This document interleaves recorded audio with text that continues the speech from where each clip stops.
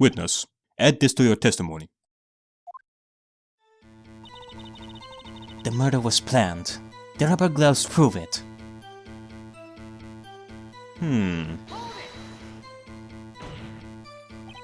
What if she was just in the habit of wearing gloves? Like, driving gloves? The gloves were admitted as evidence when the defendant was arrested. They were rubber gloves, of the kind used for autopsies. In other words, when the chief prosecutor came to the crime scene, she came to do murder. It's the only possible conclusion one can make. Everything was planned. It was a premeditated crime. Or...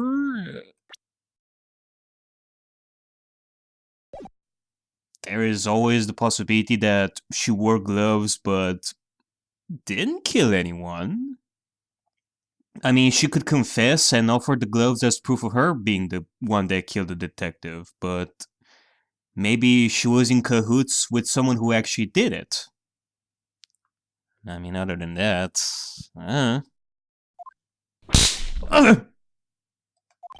Impressive.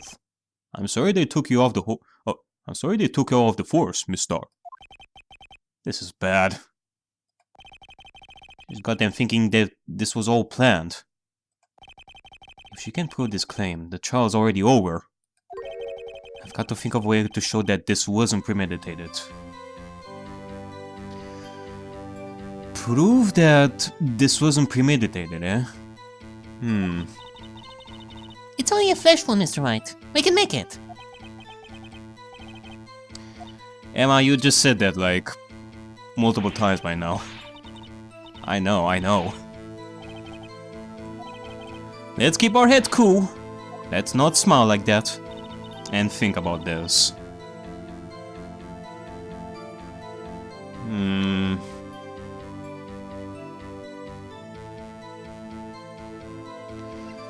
To prove that this wasn't premeditated.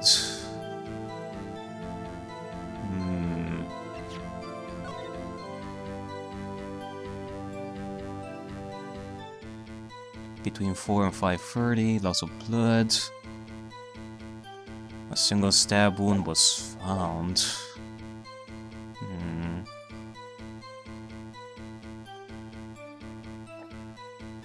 Actually, hold on a second.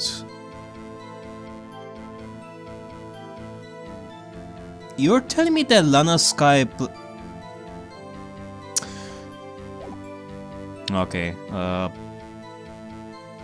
if this was Edgeworth's knife, then this could be part of a...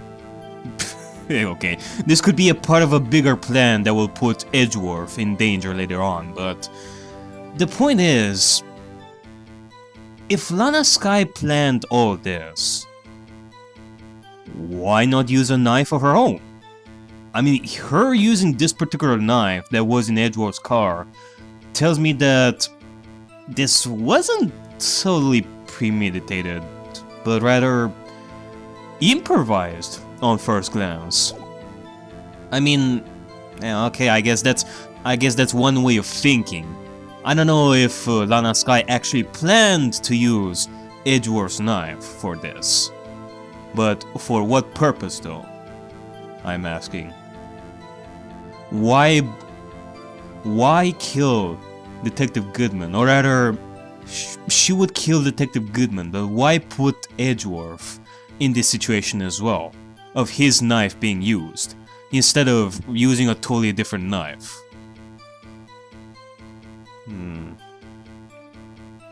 Actually, that might be it. I don't know. Let me see.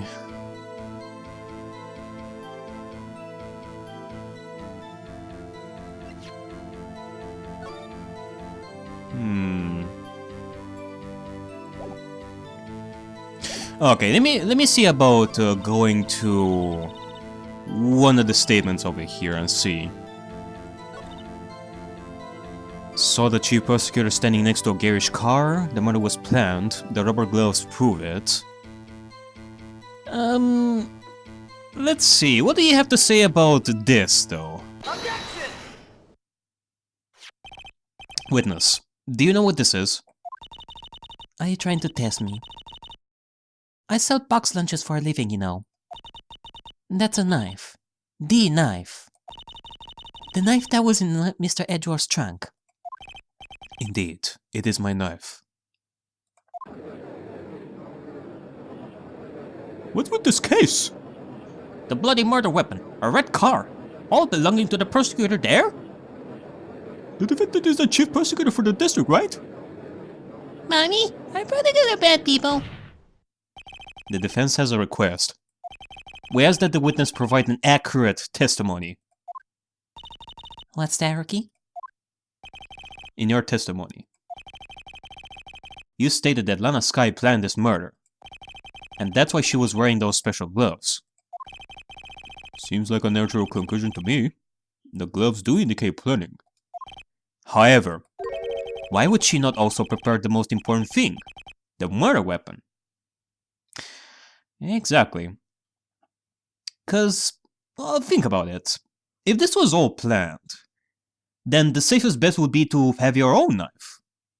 I mean, if she did plan to use Edgeworth's knife, out of all things, for some odd reason, don't you think it would have been a risk, since, for example, Edgeworth could have decided to not go to the prosecutor's office that day?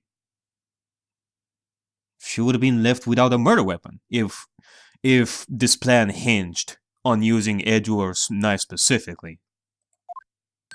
Oh, indeed. This knife just happened to be in the trunk of that car. Ladies and gentlemen, if you're going to plan a murder, you don't forget the weapon! And that is your murder lesson of the day, folks. Brought to you by Phoenix Wright.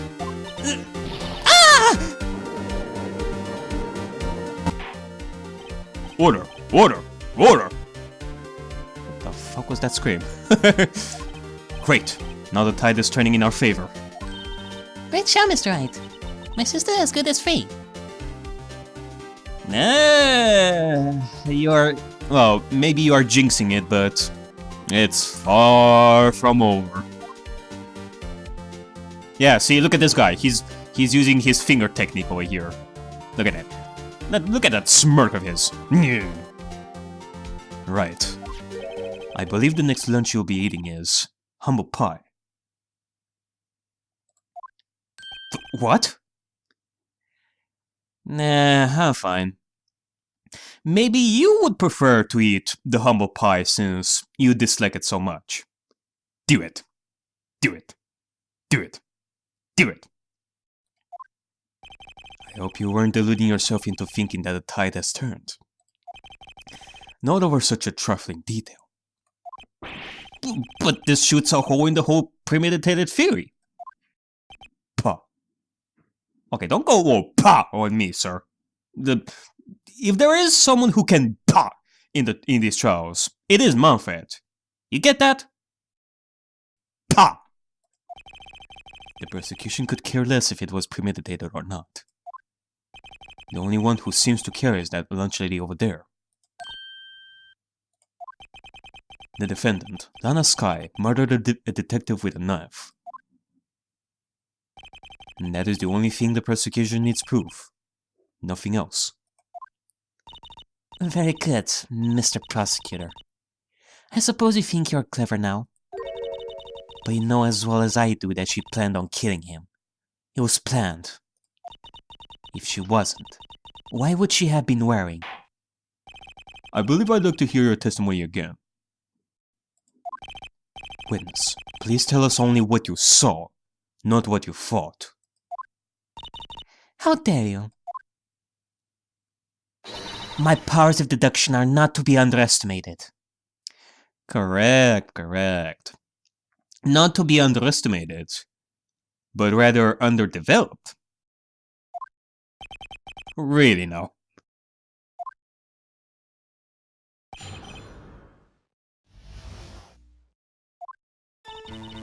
Lana Sky intended to murder Detective Goodman. That's why she called the victim all the way to the prosecutor's office. I'm sure the chief prosecutor had a grudge against the victim, Nothing else could drive that human machine to plunge the knife in again and again.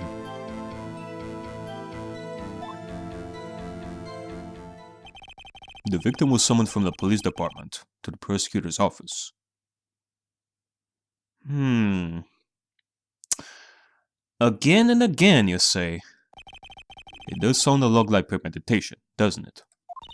So, if I order pizza, does that mean I'm planning to kill the delivery boy? Nice analogy there.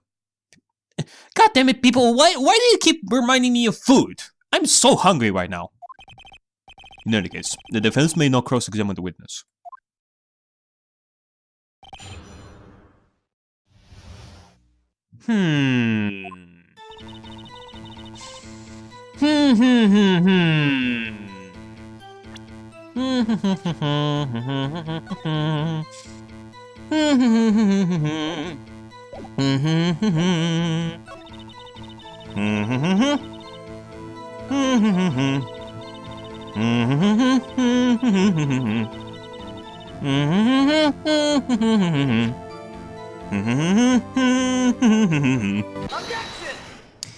Yeah, I'm having my doubts about what you're saying here, Angel Star. I mean, you said that she plunged the knife again and again. And how come the autopsy report says that the detective only had one knife wound? Eh? You say she stabbed him again and again. But you couldn't have witnessed that. Are you testing me? Then I'll test you. With my mass surprise. Ugh. That looks like what Manfred von Poopyhead is spitting out whenever he goes all pa! Pa! I'm afraid the moss is growing under our feet as we wait, Miss Star. What do you mean? I shouldn't have to explain this, but take a look. The autopsy report states that death was due to a loss of blood from one stab wound. Aha! You're right. Good show, Mr. Edgeworth. Hey! We were supposed to say that. Although, Edgeworth was the one that said it. What a hunk! He's my hero, really. Ugh. What about my objection? No one noticed? Sorry to say this, Nick, but it is what it is. It is what I would like to call the bad boy syndrome. Inevitably, they do get a lot more ladies. Well, witness. He got the crime scene set, right? Oh, thanks. I always believed that no one could ever mistake ketchup for blood. But now, I realize that such mistakes are possible. I mean, I'm gonna say that was a problem for me a long while ago, since from where I came from, blood was always pink, not red. So, you're saying you mistook something for blood? When she lifted her knife, I thought I saw blood at her breast. Splattered blood from her victim. That's why I thought she must have stabbed him at least twice. Then tell us what you saw that you thought was blood. Testify.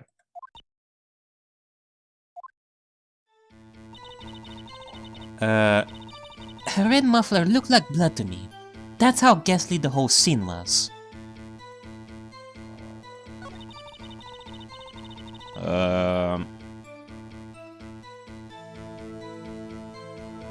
Wait, hold on. Muffler? What muffler? Did she have any muffler? Huh?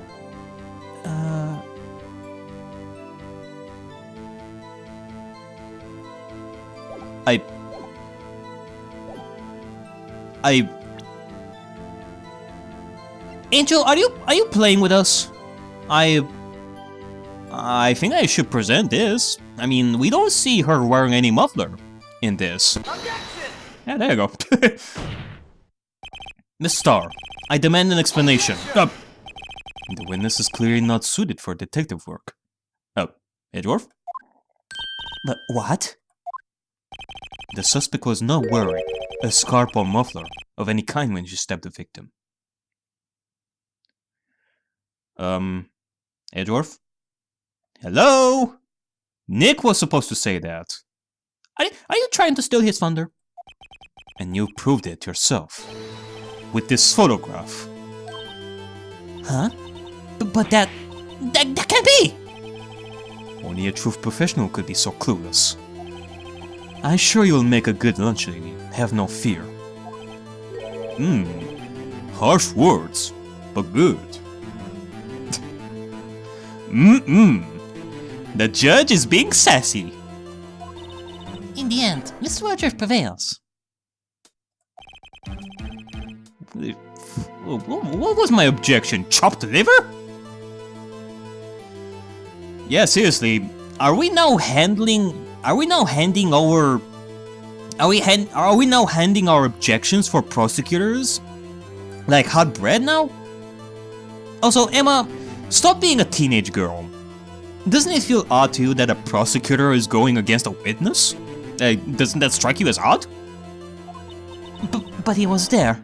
A scarf. No, not that. But something red. Really. Well now, where were we? The witness has given us an entertaining interlude. Now back to business. What? Very well, witness. Continue your testimony. You saw the crime and apprehended the suspect. Tell us about that. Very well. I do remember some things accurately, at least. Ultimately, we couldn't shake the most important part of our testimony. The most important part? Wait, did you actually hear that? Wasn't that in like Nick's mind? The part where your sister stabs the victim. This next testimony might just be the moment of truth.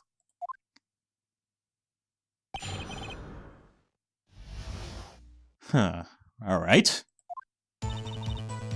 After the murder, the suspect attempted to run behind the partition off to her side. I quickly caught her, explained her rights to her, and arrested her on the spot. Ah yes, when I arrested her, she mentioned the muffler. That's what had me confused. In my earlier testimony, the chief prosecutor made to escape, but against Angel Star, resistance is futile. You are quite determined about this scarf, aren't you? I strike like a snake, and bite like a cobra. Snakes. Why did it have to be snakes? That's me, Angel Star. That wasn't a very good metaphor. First of all, a cobra is kind of a snake. Don't bother with me details, unless you want to get bitten. Or get scratched, like a kitten. Yeah. No, thanks. Note to self, Attorney Wright gets bitten by snake. Hey, scratch that one. That is not true. The chief prosecutor tried to resist, but her efforts were in vain. She knocked my hands aside, kicked over an oil drum. Oil drum? Hard to imagine. Kicked over an oil drum, huh? Ah, she's beautiful, but deadly. A predator, this one. A leopard woman. Rawr. Very well, Mr. Wright. Your cross-examination, if you will.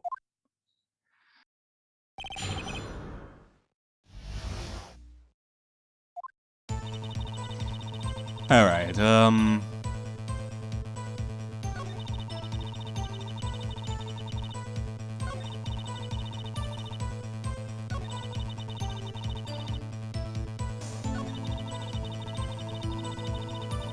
okay, well... Alright, let's start pressing once again. So, where is this partition on the floor pans? I'm sure she means this wall next to the car. That's right. There was a wall there, About 6 feet high. She was obviously trying to hide herself. Quite a natural thing for a criminal to do. What did you do then? I quickly caught her, explained her rights to her, and arrested her on the spot. You say quickly. Were you close to the suspect? As I just said, I was only 30 feet away from her the whole time.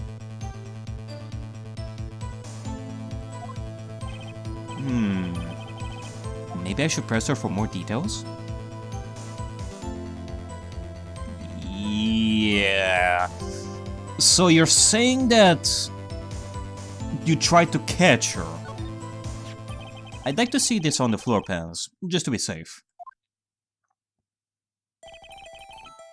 The lunch lady... The Lunchland car was... She was a visitor. Thus she was parked in B block. So you witnessed the murder from here? That would make it about 30 feet from the car, yes. Is that correct, Miss Star? Yes, that's right. But there was a chain link fence in front of you? I went over it, of course. Amazing! The cuff-up queen. Lunch lady athlete, indeed.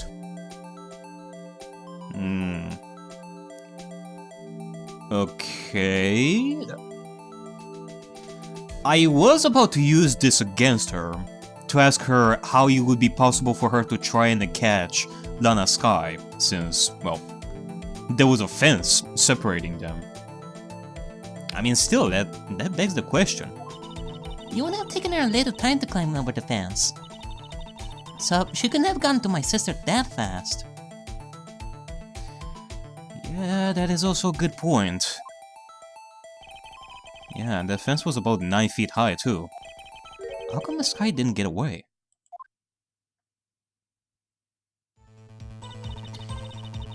When I arrested her, she mentioned the muffler.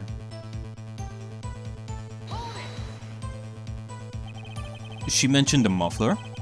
What exactly did she say? If I remembered correctly, I would have told you in my testimony. Cheeky. Anyway, all I heard say was the word muffler. Just that one word? So, what you heard wasn't the suspect talking to you, but someone else? Yes, the chief prosecutor was talking on... The chief prosecutor was talking on her phone. Her phone? You mean this cell phone?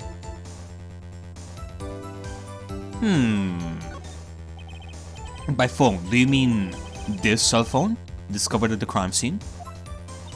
Yes, ultimately. Ultimately? My memory... It's like a salmon, heading upstream, you see. No, the court doesn't see, Miss Star. The chief prosecutor first attempted to use the phone hanging on the wall. On the wall? That's right. Near the car, there was an emergency phone on the wall. Apparently, it was out of order. And so she used her cell phone? Indeed. The emergency phone was out of order that day. Good witnessing, witness. Good witnessing? Whatever happened to good testifying? You should of course add this to your testimony. The things I do to please this rookie defense attorney.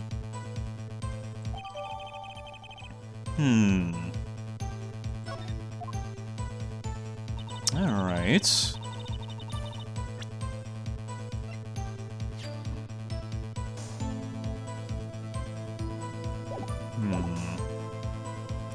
She gave up trying to use the phone on the wall and just used her cell phone.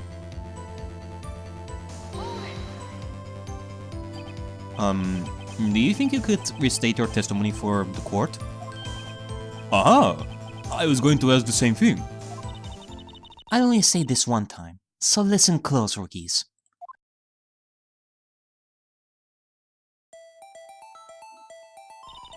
The chief prosecutor stabbed the victim and ran behind the partition. Then she picked up the emergency phone on the wall, but it was out of order. So she pulled her own cell phone out of her pocket.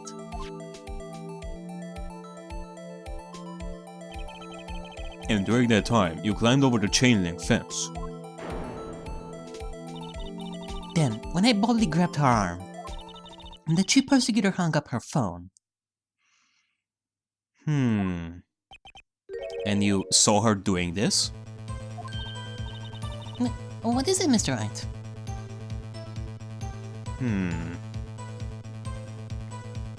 Emma, I think we're gonna need your help on this one. Or rather, have you testify to something about what you told us yesterday when we finished the investigation. The chief prosecutor made to escape, but against Angel Star, resistance is futile. She made to escape. Can you be more specific? She pressed aside my hand and ran. It was a terrible sight to see, like a dollop of lard on a plate of foyer grass. Huh? She even kicked over an oil drum at me. An oil drum? There was an oil drum lying on its side at the center of the crowd. But it's strange. What's that? If she wanted to escape, why didn't she run the other way? Run the other way? The other... Oh! The car entrance. That's right. It doesn't make any sense that she would run from behind the partition to the oil drums.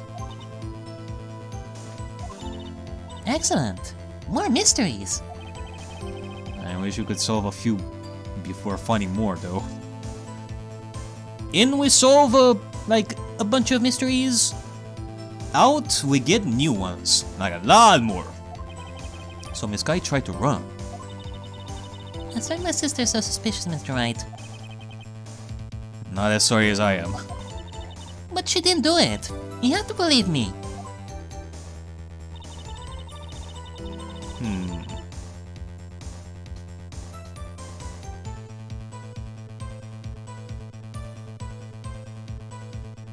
Now hold on a second. So let me get this straight. You saw the suspect run behind the partition off to her side.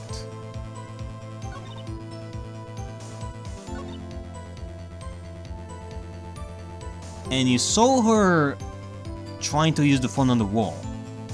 And just used her cell phone.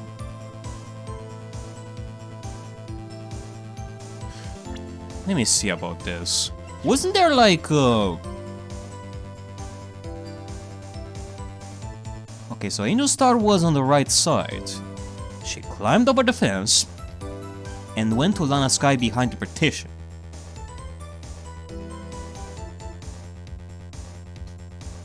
And at the time you grabbed her, she was using her cell phone. But how can you tell that she was using the telephone on the wall before you went to her? Because the only time she would have used the telephone wall, it would be when you were trying to catch up to her. So what the hell? I mean, unless I'm mistaken about this,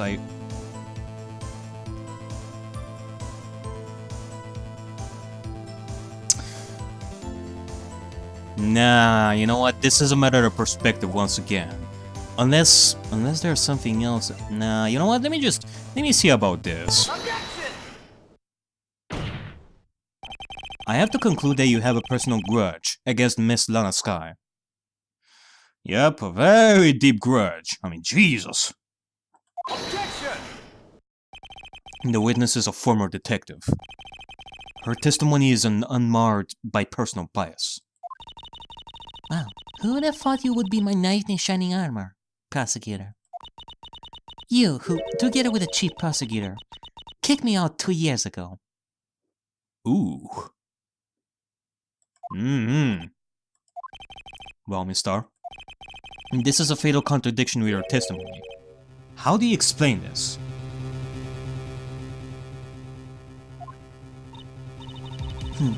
I don't know what you're talking about. Mess with me, and I'll make you cough it all up. Let's look at the floor plans. You said you witnessed the crime from this point. However, if that's true, you couldn't possibly have seen Miss Sky making that phone call. Yep. At best, you would have seen Lana Sky hide behind the wall. And only when you caught her you would have noticed that she was making a call with her cell phone, and that's about it. You wouldn't have known that she initially wanted to use the telephone, unless the wall wasn't there.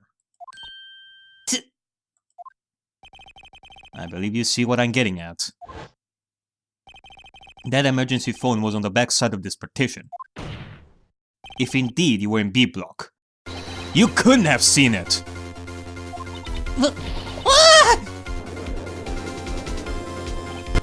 Order! Order! What is the meaning of this? It's simple, Your Honor. She's not coughing up lunch. She's coughing up lies! Ooh! Good one, Nick! High five! That's quite a claim, Mr. Wright. Perhaps you will allow me a question. Tell us exactly what lie this witness has told the court. Here's where the counterattack begins. I cannot afford to get this wrong. The witness lied about what she saw, where she saw it, the order of events. Well, it is definitely what she saw. She didn't see Lana Sky use the phone on the wall. Only the cell phone. She lied about what she saw. In other words, she didn't see Miss Sky using that emergency phone. It does seem hard to imagine how she could have. Very logical.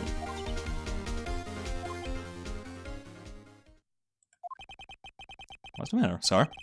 Cat got your lunchbox? Mr. Wright, I had to bother you while you're celebrating your victory. But why would Miss Star lie like that?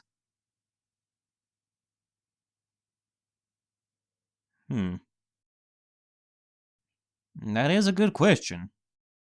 Why the need to lie about Lana also using the telephone?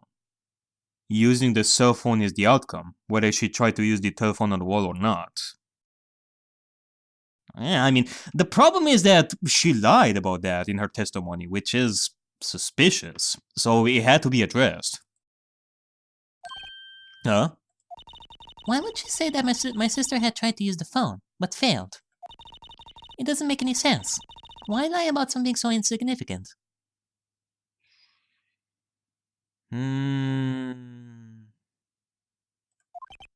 Oh, dang, she's right. I mean, maybe she really did see her try to use the emergency phone. Nah. I see no room for doubt here. You ordered the patooey on rice, right? No, thank you. Mr. Wright, I thought you had something there. Yeah, well, I thought that I had something there too. What the hell? One more time. I see it in your eyes. You haven't learned your lesson, have you? Tell us exactly what lie this witness has told the court. Here's where the counterattack begins. I cannot afford to get this wrong. The witness lied about... if it isn't what she saw, then... Oh! She lied about where she saw it. Huh. I think I'm getting it now.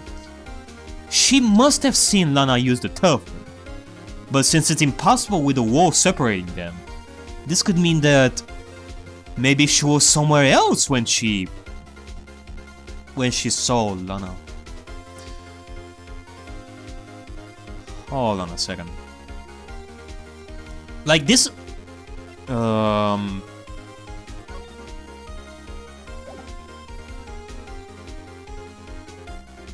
Well, hold on, sir. This creates a discrepancy between, like, this photo and what I think this might mean. I mean, this photo was taken in B block, without a shadow of a doubt. But if Angel saw Lana use the telephone, This would mean that she was in Block A at the time.